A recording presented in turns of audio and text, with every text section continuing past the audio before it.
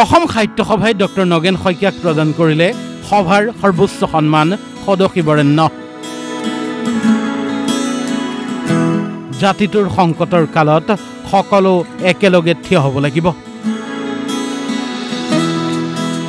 অসমৰ উজ্জ্বল ছবিখন ম্লান হ'বলৈ নিদিব। নৰিয়া দেহাৰে ভাষণত ক'লে ডক্টৰ নগেন শইকীয়াই। সাহিত্য সভাৰ সৰ্বোচ্চ সন্মান গ্ৰহণ কৰি কান্দোনত এনেদৰেই ভাগি পৰিল প্ৰসিদ্ধ সাহিত্যিকগৰাকী।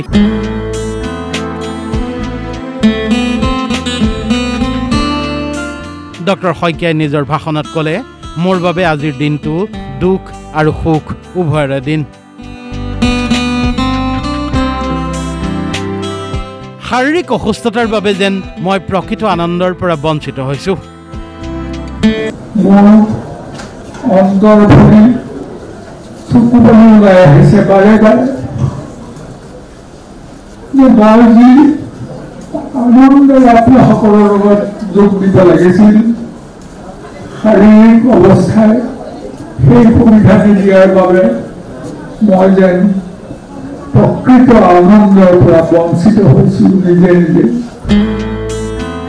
ভাষণত বৰেণ্য কথাশিল্পী চিন্তাবিদজনে অসমৰ জাতীয় জীৱনলৈ নামি অহা সংকটক লৈ উদ্বেগ প্ৰকাশ কৰে। ডক্টৰ শইকীয়াই নিজৰ বক্তব্যত ক'লে, আজি আমি যি সংকটৰ মাজত আছো, এই সংকটৰ বিপক্ষে সদল বলে সমগ্ৰ জাতিটো থিয় হ'ব যদি নোৱাৰো, তেতিয়াহ'লে দ্বিতীয়বাৰ জাতিটো ঘূৰাই পাব নোৱাৰো।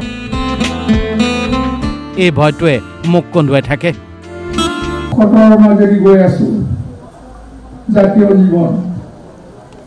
এই সংকটৰ মাজত যদি আমি থিয় দিব নোৱাৰো সদল বলে সমগ্ৰ জাতি, তেতিয়াহ'লে আমি হয়তো এইখন অসম আকৌ দ্বিতীয়বাৰ ঘূৰাই নাপাবও পাৰোঁ।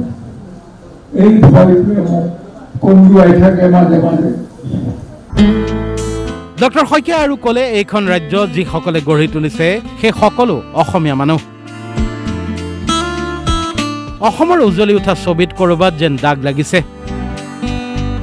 আমি নিজকে প্ৰশ্ন কৰিব লাগিব, আমি সঁচাকৈয়ে এই ৰাজ্যখনক সঠিক পথত আগবঢ়াই লৈ যাব পাৰিছোনে?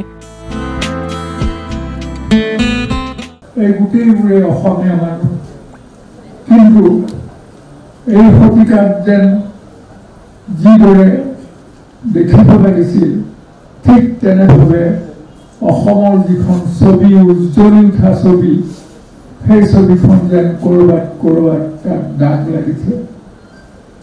আমি নিজকে প্ৰশ্ন কৰিব লাগিব, আমি নিজকে সুধিব লাগিব, ক'ব লাগিব, উত্তৰ দিব লাগিব, আমি সঁচাকৈয়ে এই ৰাজ্যখনক আমি সঠিক পথে আগবাঢ়াই আনিবলৈ সক্ষম হৈছোনে?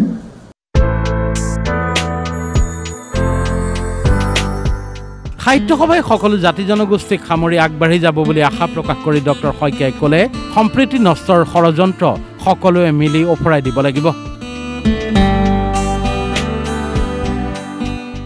মই সঁচাকৈ অনুভৱ কৰোঁ, মই ভিতৰৰ পৰা মই অনুভৱ কৰোঁ যে আমি যদি এই বাধাবোৰ আঁতৰাই নিব নোৱাৰোঁ, তেনেহ'লে আমি আমাৰ অসমখনক আগৰ পুৰণি অসমখনৰ দৰে জাকত জীয়িকা হৈ থাকিবলৈ পামনে?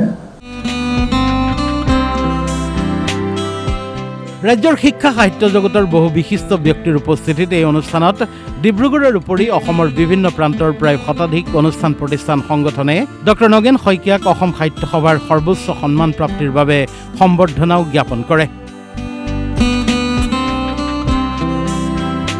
ডিব্ৰুগড়ৰ পৰা কেমেৰা পাৰ্চন ইফতিকাৰৰ সৈতে ৰাতুল গোহাঁইৰ ৰিপৰ্ট, DY365।